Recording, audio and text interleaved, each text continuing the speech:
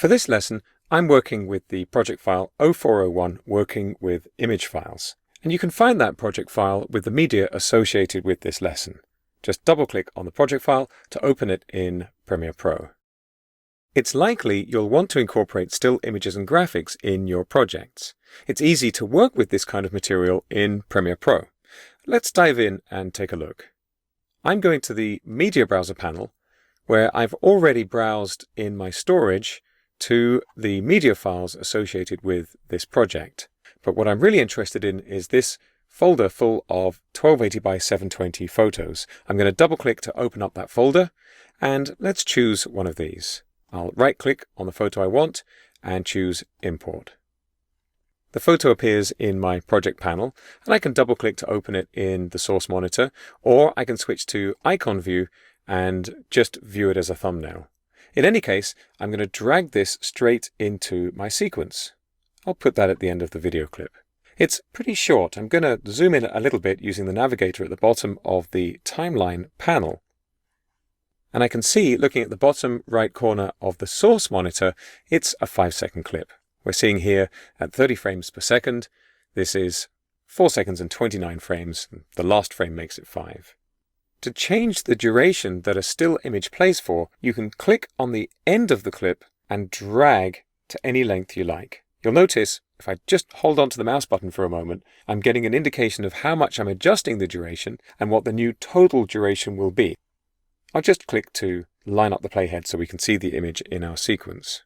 Now what we're looking at here is a regular still image. In fact, it's a JPEG. But if I go back to the media browser and go into my media files, I've got a multi-layer Photoshop document here that I'm going to import as well.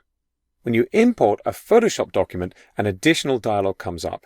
Up at the top, I can choose Import As, and if I choose Individual Layers, I can turn off and on the checkboxes for the layers that I want.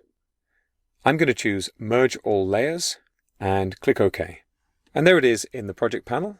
Once again, I can double-click to open it in the source monitor, and I can drag this into the timeline right after the existing photo.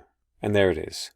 I'm going to drag along a little bit in the sequence here to get a gap in the timeline and go back to the media browser and back into that 1280 by 720 folder. I'm going to select the rest of these photos. I'm just holding the Shift key down to make a list selection, and I'm going to drag them straight into the sequence from the media browser, all 4 of them. When I do that, you'll notice back in the project panel, all of those photos have also been added to my project. Like all of the images we've imported so far, these have a 5-second duration. So I'm going to undo and undo again, so they're no longer in the project. And I'm going to make a change to a preference. Here in Windows, I'm going to go to the Edit menu and choose Preferences and Timeline. This would be under the Premiere Pro menu in macOS. Here in this preference, you can see I've got the option to specify the default still image duration. I'm going to set this to 2 seconds, and I'm going to click OK. Now I'm going to go back to the media browser. I'm going to take those 4 images and pull them in again, and right away you can see they now have a 2-second duration.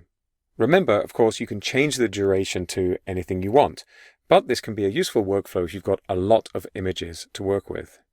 Importing image files is the same as importing video clips. The main difference is that Premiere Pro needs to know how long to play them for. You can edit them into sequences and work with them just as you would any other clip.